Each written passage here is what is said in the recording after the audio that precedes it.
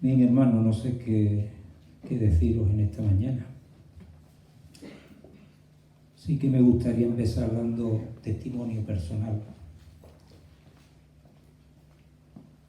Porque si estoy aquí delante de vosotros, es porque Dios es misericordioso. Y su gracia es la que nos sostiene. Creo que todos sabéis las circunstancias por las cuales a nivel personal y familiar estamos atravesando.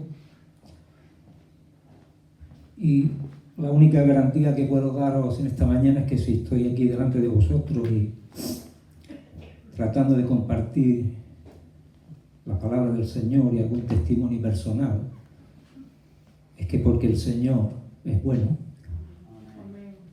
y el Señor pues ha tenido mucha misericordia de mí.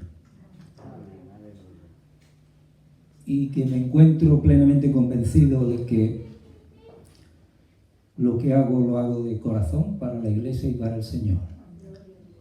Hace meses que sabía en el calendario ministerial que el pastor me había puesto a predicar y yo le dije, bueno, ya veremos cuando llegue el día. De cerca de 8 meses para acá, pues han sido muchas circunstancias en mi vida, muchos procesos. Compañeros y amigos pastorales me invitaban a predicar alguna vez a su iglesia y yo les decía, mira, no es el tiempo, porque no tengo. Es decir, es un pozo seco del cual no se puede sacar, ¿verdad? Pero sí que no quise que borrara la fecha del calendario y lo tomé como algo que el Señor quería marcar en mi vida. Y de un tiempo para acá, pues volví a notar como que, bueno, algo de agua caía en el pozo. No sé si la sacaré bien o mal, pero quiero deciros que yo nunca he predicado ni podría predicar algo que no creyera que Dios me lo había dado. Será más edificante, menos edificante, mejor dicho, peor dicho, pero sí con esa seguridad de que venía de parte de Dios y que yo estaba en paz con Dios. Porque yo he estado enojado con Dios. Y enojado con Dios no se debe decir nada. Yo he estado en duda con Dios. Pero nunca he dejado de creer en Dios. Y esta última canción, mirando un texto que conozco, ¿verdad? Pues dice grandes verdades. Señor es milagroso. En las tinieblas hace que salga luz y Él está obrando. Amén. Quiero compartiros un sentir y quizá es recogido de las predicaciones y las enseñanzas que en estos domingos he ido recibiendo de la predicación pastoral. Quiero deciros que yo antes, los domingos abría mi libreta, cogía mi bolígrafo y no se me escapaba una. Pero hace 8 meses que no tomo notas. Quizás sea otro proceso que necesite en mi vida. Esta libreta estaba cerrada, prácticamente abierta solamente para temas sociales, pero no recogía de mi puño y letra lo que el Señor sembraba. Quizás estaba necesitado de que empapara la tierra de otra manera. Así que probablemente de lo que yo os comparta es de lo que aquí el Señor me ha ido ministrando. Pero antes que nada quisiera deciros que os doy muchas gracias a nivel personal, a nivel familiar, por la iglesia, por los hermanos. Sé que todos nos estáis acompañando en este camino. Algunos posiblemente han podido hacer más cercanos, otros un poquito más desde la distancia, depende del nivel de relación. Pero sí sé que solo no hemos estado. Aunque a veces el diablo te quiere rodear de soledad y vacío. Y viene para destruir, ¿verdad? Y para matar. Pero yo he visto la mano de Dios en la iglesia. Cuando digo la iglesia no me refiero solamente a mi iglesia cercana, ¿no? Sino a la iglesia del Señor. Pastores amigos que me han llamado, nos han llamado, hemos podido hablar con ellos, abrir el corazón, sabiendo que la solución no la tenía, la que uno quisiera, ¿verdad? Pero una vez más he podido comprobar la multigracia de Dios. Yo llegué a orar al Señor diciéndole: apárecete, mándame un ángel, que tenga una teofanía, que se abra el cielo, que una señal, ¿verdad? Y no he visto, al menos en esa medida. Pero sí que Dios es el que actúa.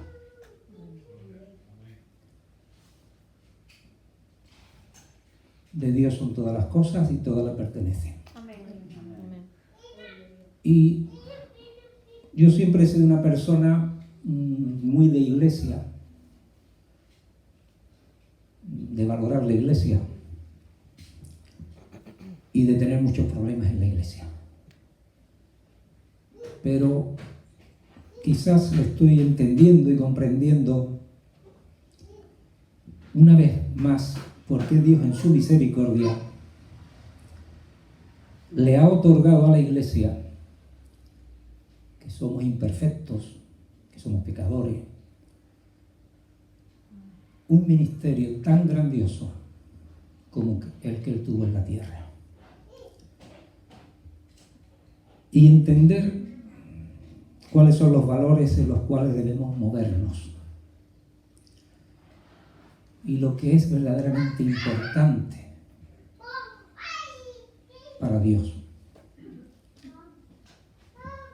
Bueno, quiero que compartáis conmigo algunos textos súper conocidos.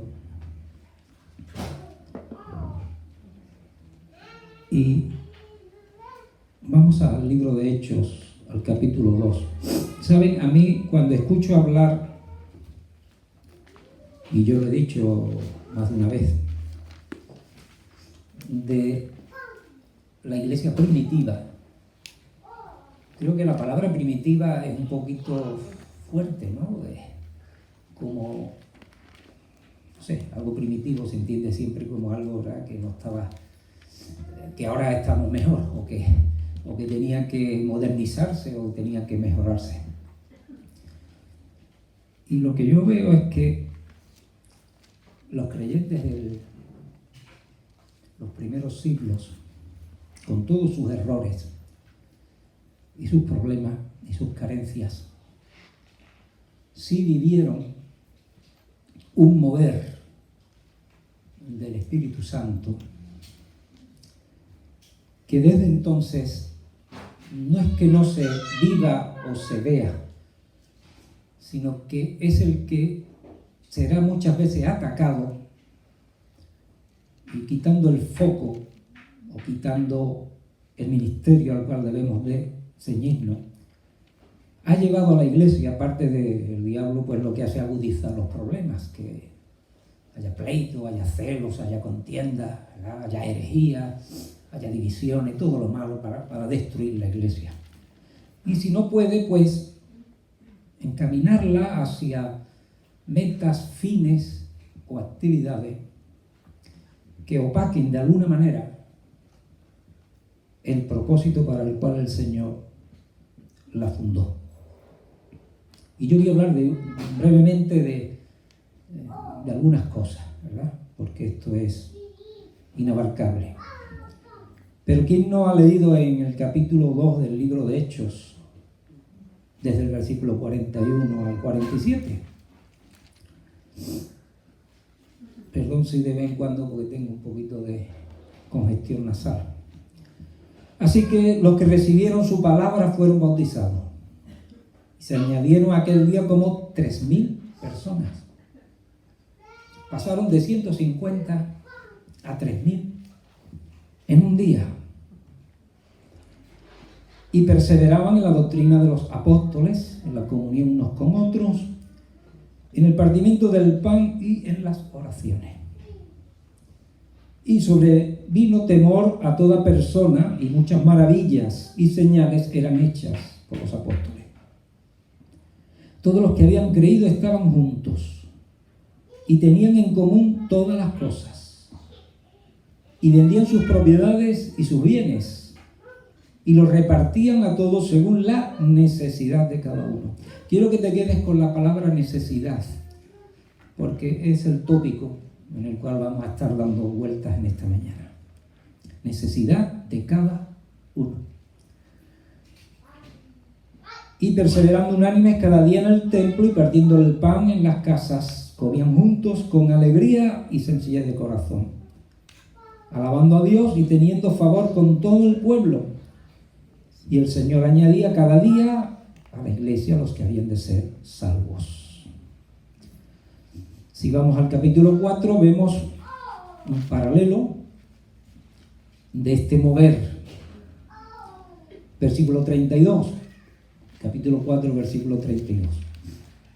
Y la multitud de los que habían creído, porque es que aquello iba creciendo de día en día y ya eran unos cuantos miles más, era de un corazón y un alma.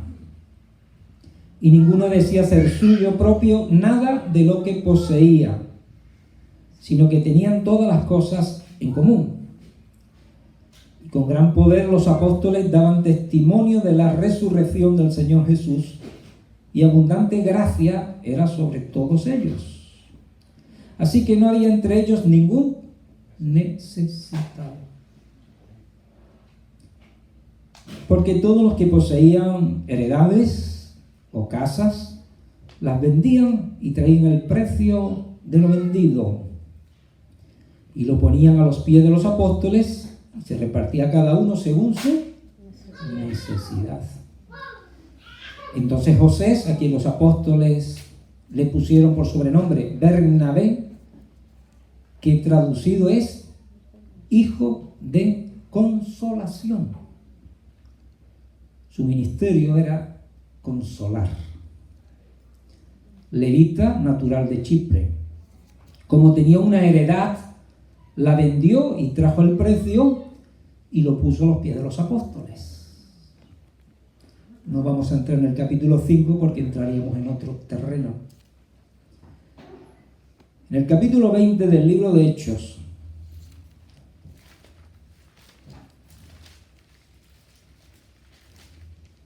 versículo 35, Pablo se está despidiendo de los ancianos, apóstoles, el ministerio de la iglesia de Éfeso, de la región de Éfeso, una iglesia enorme, tremenda, con muchos siervos, con muchas personas implicadas en el ministerio. Entonces él los llama para despedirse,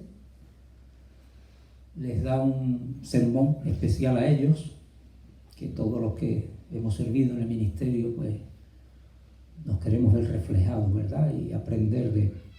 Y todo el que quiera servir, pues debe de leerlo y debe de meditarlo. Y era una despedida porque ya sabía que no le volverían a ver más. Por eso se le abrazan, lloran con él, ¿verdad? Se quebrantan, porque saben que ya no volverían a ver más su rostro. Pero dentro de todo lo que él les habla, les dice en el versículo 35, en todo os he enseñado que, trabajando así, se debe ayudar a los necesitados. Y recordar las palabras del Señor Jesús que dijo, más bienaventurado es dar que recibir.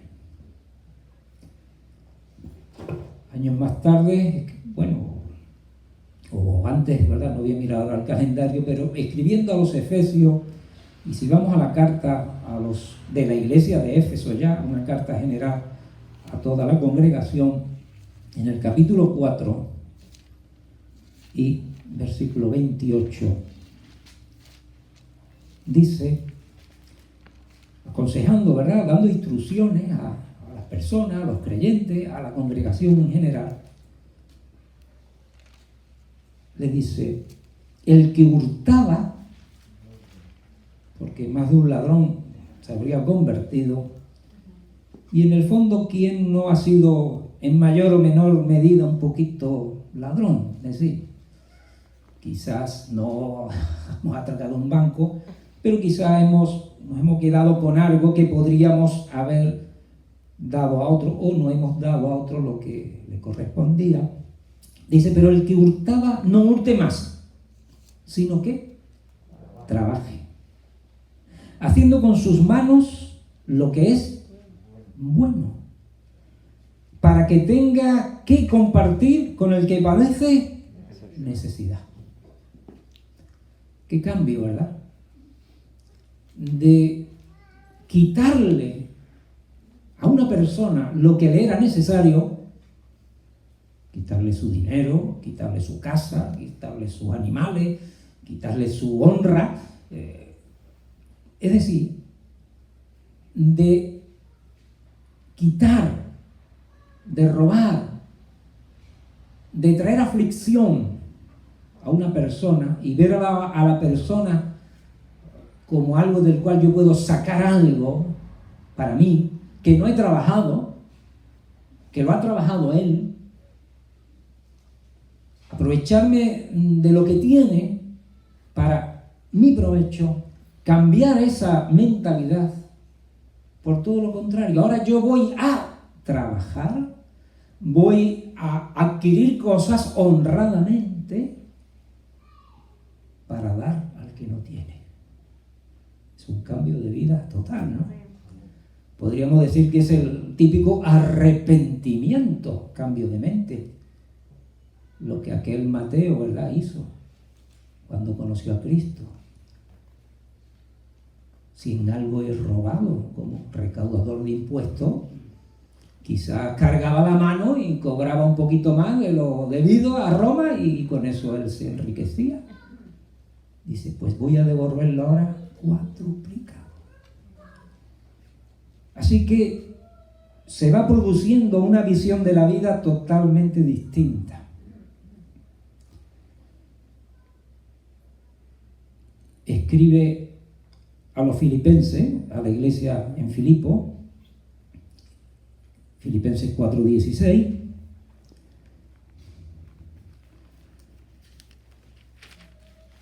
alaba a la iglesia de Filipo, reconoce virtudes, porque Pablo lo mismo amonestaba, corregía y marcaba cosas que no estaban bien en las congregaciones, como que decía, pero de esto estoy muy contento, de esto estoy muy satisfecho porque estáis mostrando el Evangelio de una manera activa. Y les agradece a los filipenses, en el versículo 16, pues aún a Tesalónica me enviasteis una y otra vez, ¿para qué? Para mis necesidades. Es decir, que la iglesia de Filipo, en agradecimiento al apóstol Pablo, que fundó aquella iglesia, en cuanto eran conscientes de que Pablo tenía una necesidad, y en este caso estamos hablando muy centradamente, ¿verdad?, en necesidades dentro del área más inmaterial del ser humano, ¿no?, del cual hablaremos de las otras. Pues ellos inmediatamente decían, vamos a levantar, como diríamos nosotros, una ofrenda para el apóstol Pablo, para su equipo, porque sabemos que tienen necesidades de alguna cosa. Y allá iban Y eso no es como ahora que, bueno, tú dices, dime tu cuenta bancaria y mañana hoy mismo vas a recibir la transferencia. No, había que levantar la ofrenda, había que dársela a las personas adecuadas, había que caminar y había que llegar al sitio. Requería una infraestructura y una serie de personas que se encargaran de eso. Bueno, y Pablo habla de las ofrendas a los de Jerusalén, ¿verdad? Las ofrendas a los necesitados. Y ahora vamos a leer algo contundente. El hijo del trueno, Santiago, no tenía pelos en la lengua. Yo creo que pocas congregaciones querrían a Santiago como pastor.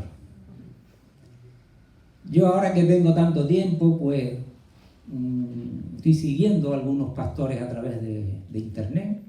He encontrado un pastor que conocí hace muchos años, cuando no era pastor y yo estaba empezando. Y ahora pues ya es ministerio consolidado. Y sigo a otros, ¿verdad? Y algunos pegan de una manera tremenda. Digo, y él dice a lo mejor, bueno, pues somos pocos, pero es que yo... Dice, nuestra iglesia oscila de 100 a 30, de 100 a 30. Bueno, pues se quedan 30. Bueno, no quiero entrar ahí, ¿verdad?, en evaluar el ministerio de nadie, pero Santiago en el capítulo 2 de su epístola,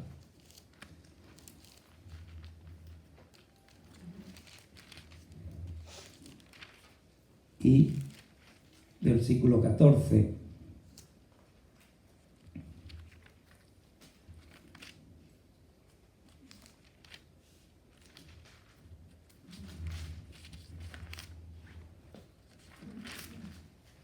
que no llego. Dice: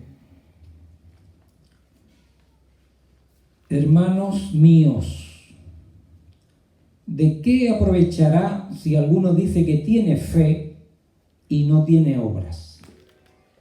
¿Podrá la fe salvarle? Súper conocido el texto, la fe, las obras, que si la salvación por obra, por fe, ¿verdad? Que las obras son consecuencia de la fe. Bien, no vamos a entrar en esa doctrina ahora.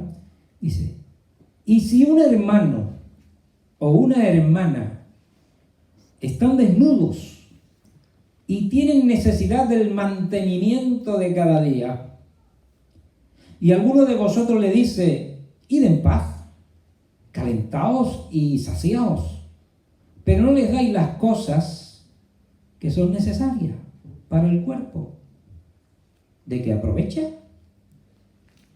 Así también la fe, si no tiene obras, es muerta en sí misma. Y no digamos después cuando habla con respecto a ciertos ricos que son egoístas. Les dice, aulla, ricos. Algunos dicen que fue el primer socialista, ¿no? O comunista. Santiago enfatiza mucho en la fe práctica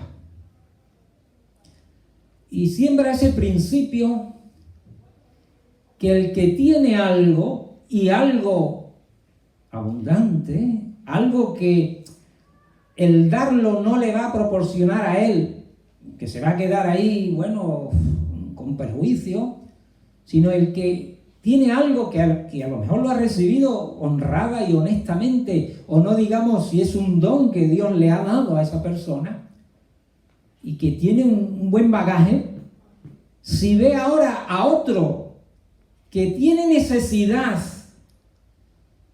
de recibir de lo que tú tienes que darle, porque para eso te lo ha dado Dios. A veces hay personas que dicen, yo tengo mucha paciencia.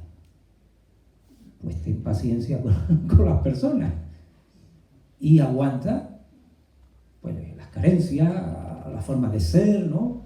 El trabajar con personas difíciles. Yo soy muy sensible a los enfermos, pues visita a los enfermos. Yo soy muy sensible a los niños necesitados que andan por ahí en los campos de refugiados. Pues intenta bendecirlos de alguna manera, ¿no? Y Santiago dice, es que esa es la fe. Y de lo que tú tienes, y que si tú tienes algo es porque Dios te lo ha dado, en lo que somos creyentes, ¿no? Yo sé que no tengo nada de mí mismo. Si tengo un don natural es porque he nacido con ese don, porque Dios lo puso en mis genes. Y si tengo algo sobrenatural, pues con mayor razón es porque el Espíritu Santo o Cristo me lo ha dado. ¿Pero para qué? Para cubrir necesidades.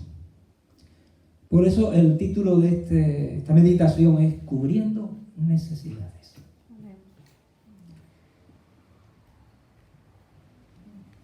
Y no digamos también el apóstol Juan,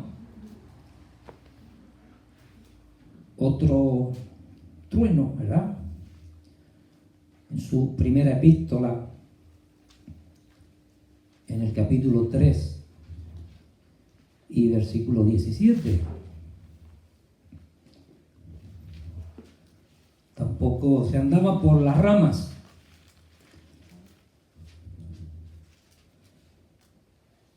Pero el que tiene bienes de este mundo, vale, parece que hay una cierta inclinación siempre al tema económico, pero vuelvo a insistir, después hablaremos de otras necesidades, pero quizá en aquellos tiempos era muy acusado.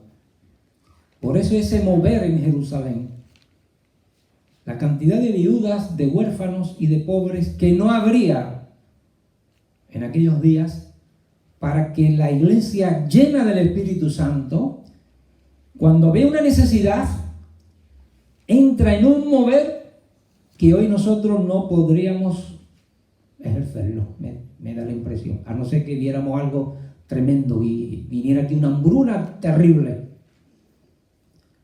Como vemos que vendían bienes, casas, posesiones, llevaban el dinero a los pies de los apóstoles se pusieron a repartirlo, hubo un problema, como sabéis, ¿verdad?, entre el reparto a las viudas y a los huérfanos, y hubo que ir organizando toda una infraestructura para atender una necesidad. Y ese sería otro matiz, que para atender ciertas necesidades hay que estructurarse. Y tienen que aparecer los elementos adecuados para atender la necesidad. Los diáconos, ¿por qué surgieron?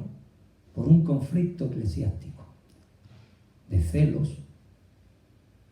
Es que atienden más a las viudas de los judíos que a las de los griegos. Y la murmuración empezó a correr por la iglesia.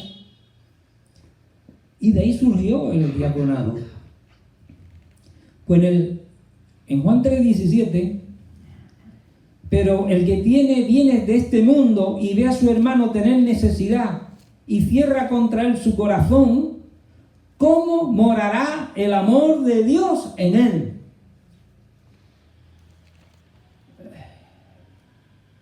Es así. Una manera de yo saber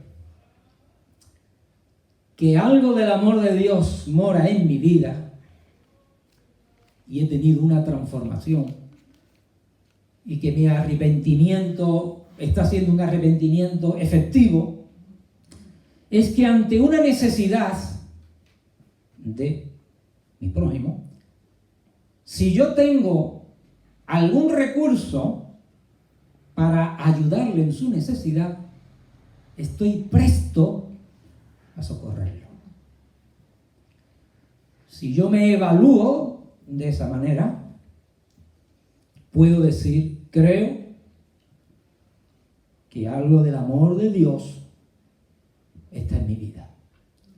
Pero si ante una necesidad me cierro, o no quiero ni verla, o no, a mí no me cuenten esto, no, yo no, es que esto es muy trágico, muy triste, no, yo no sirvo para esto. Es que quizás necesito todavía que ese amor de Dios que dio a su Hijo, porque ante la necesidad de la humanidad que hizo Dios, dio lo que necesitábamos. ¿Y qué necesitábamos? Un Salvador. En esto se vio el amor de Dios, ¿verdad? Que siendo pecadores, ¿verdad? Y perdidos, nos dio lo que necesitábamos. Quizás en algún momento hemos cerrado el corazón o no lo hemos abierto del todo, pero es la mejor manera de evaluarnos a nosotros mismos. ¿Cuál es nuestra sensibilidad ante las necesidades y cómo actuamos?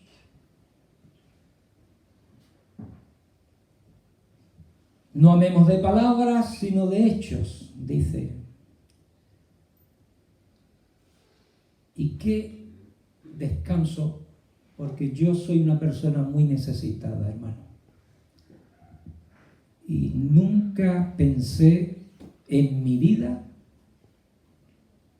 que iba a estar tan necesitado como en estos últimos tiempos. Tan necesitado que casi he creído que me moría, que me volvía loco, que caía en la peor de las depresiones, que para qué seguir haciendo cosas en este mundo. Una necesidad como nunca he llegado a tener. Pero qué descanso. Cuando Jesús, cuando enseña a orar a los discípulos y le dice que no sean como los fariseos, como los que se ponen en las plazas, en las esquinas, y creen que por repetir y repetir y repetir, pues Dios les va a oír y les va a dar cosas. Dice, vuestro Padre sabe de lo que tenéis necesidad.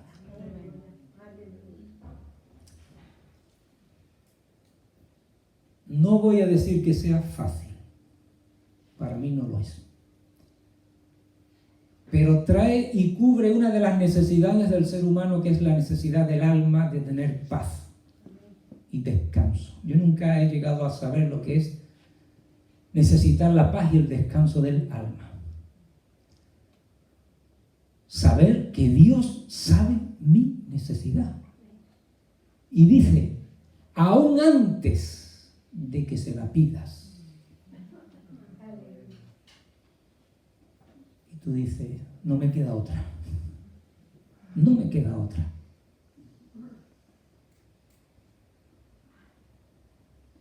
Dice la Escritura que atravesando el valle de sombra de muerte, tu vara y tu callado me infunden ¿qué? Aliento. El aliento no tiene nada que ver con el plato de comida, o con el vestido, o con el techo. Está hablando del hálito, del alma. Porque de ese valle no te saca nadie, sino su vara y su callado. Y la esperanza y la expectativa de que aderezarás mesa delante de mí. Y moraré, ¿verdad?, por largos días en la casa del Padre. Termino la introducción tomando unas palabras de un obispo del siglo II, obispo de la ciudad de Cartago, en lo que hoy es Túnez. Vivió finales del siglo II, primero siglo III. Fue un apologético, escribió mucho combatiendo ciertas herejías, aunque algunos dicen que él cayó en algunas, pero bueno. Y escribió una carta contra los paganos, es decir, contra los incrédulos, y su idea, su filosofía y los ataques que tenía contra la iglesia. Pero él escribe y da fe de que esos paganos decían de la iglesia lo siguiente: mirad cómo se aman y están dispuestos a dar su vida unos por otros. Y eran sus enemigos. Y a lo mejor eran los que le quitaban la vida. Pero la iglesia, como dice también en el libro de Hechos, en aquellos días tenía gracia delante del pueblo. Porque el mover del Espíritu Santo en ese aspecto de cubrir sus necesidades, de amarse como Jesús oró en el capítulo 17 de Juan, en esto creerán si os amáis unos a otros. Este es el evangelio que se predica con tu vida y la mía. Pues dice que aquellos decían, es tremendo cómo se aman. Ellos no estaban acostumbrados a ver a la gente de esa forma. Cómo se cuidan, cómo se aman, que están incluso dispuestos a dar su vida unos por otros. No quiere decir que se convirtiesen o no se convirtiesen, sino que no podían negar una evidencia. Y hermano, todos los seres humanos estamos llenos de necesidades y carencias. Permíteme que haga esta afirmación de que tú no te escapas de esto porque eres tan humano como yo.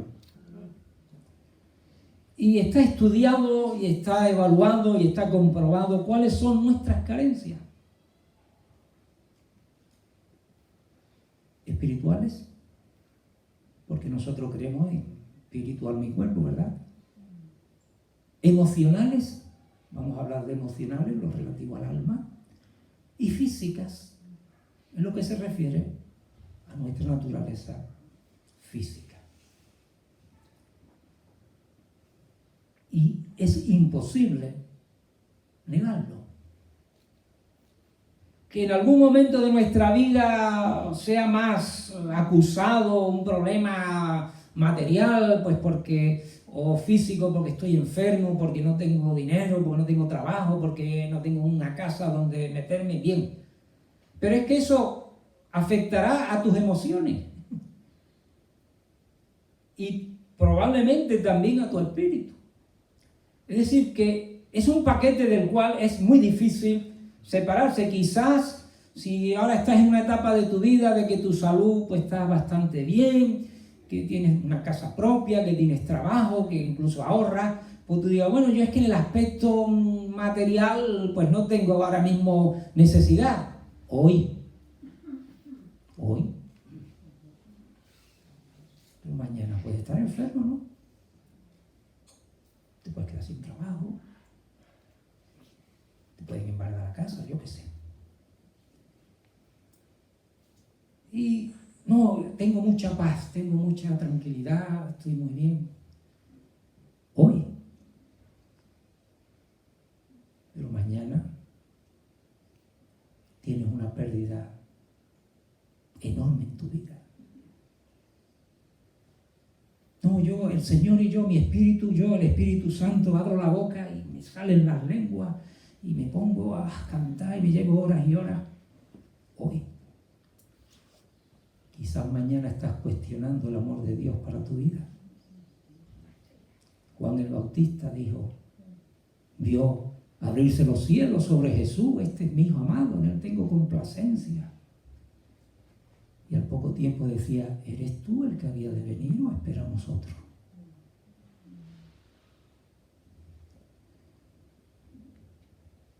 En el mundo tendréis aflicción. Ahora, Dios en su misericordia ha previsto suplir nuestras necesidades. ¿Cómo? Pues mira, Él anuló la maldición del pecado porque todas estas necesidades vinieron como consecuencia de la caída del ser humano, ¿verdad? Pero Él anuló la maldición del pecado. Es lo primero que tenía que solventar Dios en nuestra necesidad. Era anular el efecto del pecado, la separación y la muerte que trajo. Y lo hizo dando y dio a Jesús, que se hizo maldición por nosotros para cubrir nuestro pecado. Quitó la maldición del pecado. Después dice, Dios envió su Espíritu para que trate con nuestro espíritu. Ese trato y esa presencia de Dios en nuestra vida trae paz, sosiego y descanso al alma. Y después dice el Señor que nos dará un cuerpo glorioso tras la muerte. Es decir, que algunas necesidades han sido resueltas del ya y otras tienen su proceso. El último enemigo a vencer será la muerte. Así que la necesidad que a veces nos parece más prioritaria, que es comer, beber, es lo último que se va a solucionar. Y enfermar, todos vamos a enfermar. Si no lo estamos ya, claro. Es verdad, Dios ha sanado dolencias mías y en mi familia. Yo he visto milagros de sanidad. Pero también he entrado en el quirófano unas cuantas veces. Y la muerte nos ha rondado y golpeado cruelmente. Ahora, Dios sigue tratando con nuestras necesidades y suple cuando llega a un extremo que pudiera destruirnos. Pero todo tiene un precio, todo tiene un proceso. Cuando Jesús estuvo en la tierra, trató con todas estas necesidades y mostró su poder y su amor y misericordia para traer alivio al ser humano, al punto de resucitar niños muertos y madres desconsoladas. Y ahora Él, cuando se va a ir, porque yo soy de los que diría, Señor, ¿por qué te fuiste? Haberte quedado con nosotros, ¿no? Ahora que has resucitado te marchas. Y antes de Él marcharse, le encomendó ese ministerio a la iglesia. Sanar enfermos, liberar endemoniados, consolar a los tristes. Él estuvo enseñando a los discípulos que lo mismo que Él hizo, su iglesia lo haría. Y lo haría porque dice, no os dejaré solos. Enviaré mi Espíritu. Y es esa conjunción Espíritu Santo, iglesia, la que hoy debe actuar y seguir actuando. Hermanos, muchas de mis necesidades, algunas será un milagro de Dios, inmediato, insofacto, ¿verdad? Y eso es el milagro, los milagros son de Dios. Pero cubrir necesidades es cosa nuestra. Jesús dijo en cierta ocasión, cuando la multitud tenía hambre allí, Señor, mándalos a los pueblos a que coman, a que compren comida. Y el Señor le dice, dadle vosotros de comer. Te quedas planchado, ¿no? ¿Cómo le vamos a dar si no tenemos nada? Buscar por ahí. Apareció aquel chiquillo, ¿verdad? Con unos panes y unos peces. Tenemos la responsabilidad de la predicación del Evangelio para salvación, arrepentimiento, como la hemos recibido. Cuando yo recibí el Evangelio y me arrepentí de mis pecados, tuve la paz de mi alma. Y mi espíritu se llenó de la presencia de Dios. A mí no me predicó un ángel, me predicaron seres humanos. Imperfectos, y alguno hoy ni siquiera está en el Señor.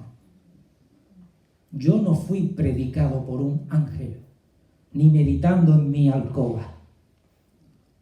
Fueron horas de personas que sembraron en mí el Evangelio.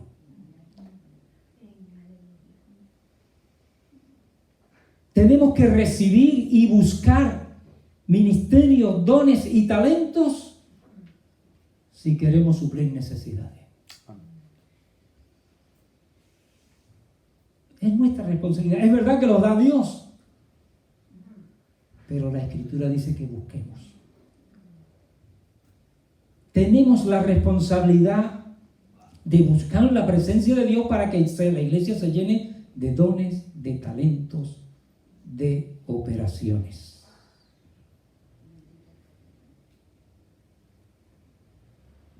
Tenemos, como hemos leído, que ejercitar el ministerio de la consolación.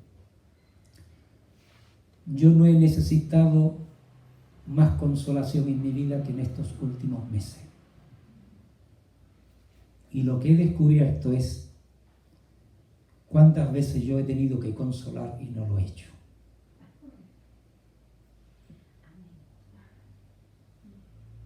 Y entonces me he dado cuenta. Cuando tú tienes la necesidad, te das cuenta de que otros lo han pasado y quizás tú o no supiste, o no caíste, o no estabas preparado y formado. Consolar, dice la Escritura, animar.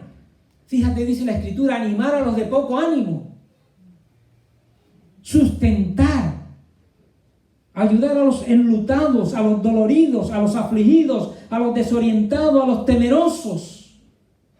Y no es suficiente la fórmula de lee y ora. A veces, y es verdad, leer hay que leer y orar es fundamental, pero a veces nosotros simplificamos tanto que ante una necesidad, como decía Santiago, no, hermano, tú lee y ora, que el Señor te va a ayudar. Y el Señor dice, ayúdale tú. ¿Entendéis lo que digo? Somos a veces muy livianos en ejercitar el ministerio de la iglesia.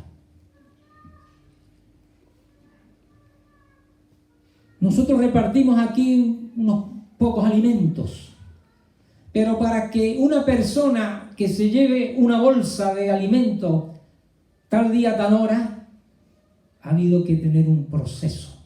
El alimento no ha salido ahí solo en el almacén, os lo aseguro. Si no hay brazos, manos, pies, tiempo, dedicación y carga, te aseguro que esa bolsa no va a llegar a nadie. Aquí tenemos unas cajas. Enternece ver a esos niños cuando reciben esas cajas. A mí me hizo llorar el vídeo cuando vi los niños recibiendo las cajas. Pero la caja no llega sola. La caja requiere un esfuerzo, una carga.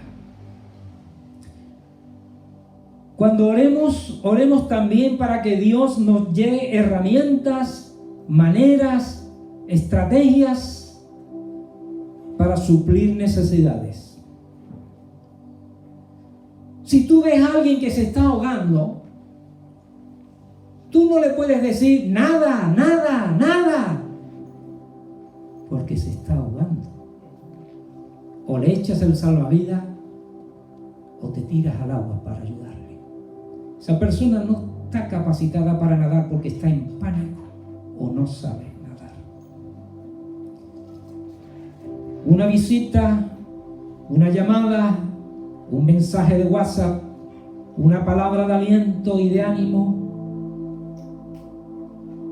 Porque a veces, hermano, el silencio mata.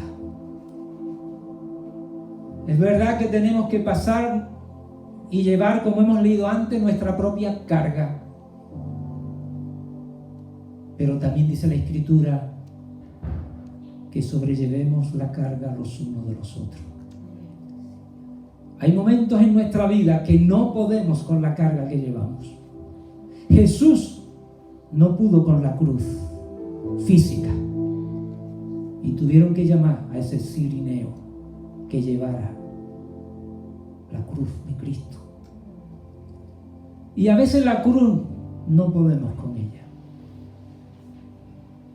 Tú vas a ser crucificado en ella, tienes que morir, sabes que nadie te va a evitar la muerte de cruz, en ese sentido del sufrimiento. Pero es bueno encontrar que alguien levanta un poquito. Amén. Porque si no, el peso de la cruz acabaría con nosotros. Quiero terminar invitándote a que te pongas de pie y leas conmigo en Gálatas, en el capítulo 6. He adelantado un poquito este texto.